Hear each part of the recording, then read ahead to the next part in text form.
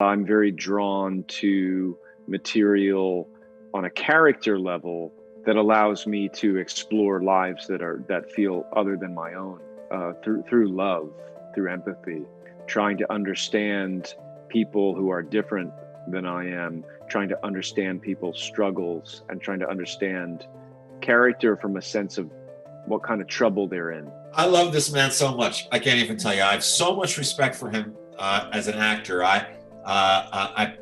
He first knocked me out when he was in The Big Short, when he was in the Case movie, and then he was in Molly's Game, and I loved him there. And then, of course, we all have been knocked out by him as Kendall Roy. You're really seeing one of the best performances ever on television. If Dad didn't need me right now, I don't exactly know what I would be for. And Jeremy wanted to play Jerry, so I was like, all right, this is really coming together, man. I've got Jeremy Strong. People think I'm joking when I say this. Jeremy wanted to be sprayed with real tear gas. Obviously, I wasn't going to spray a cast member with poison gas. Jeremy, before we would shoot any piece of the riot sequence at all, most of the extras playing Chicago police officers were off-duty Chicago police officers. He befriended a few of them, and right before we would shoot a take of any sequence of a riot scene, he would have one of them pick him up, throw him to the ground, just manhandle him. He wanted to get beaten up by these guys. He wanted to get that going. There were other things as well.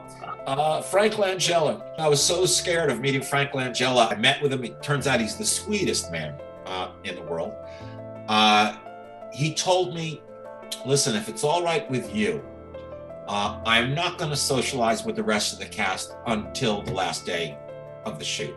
I'm not going to hang out with them at craft service. I'm not going to joke around with them between takes.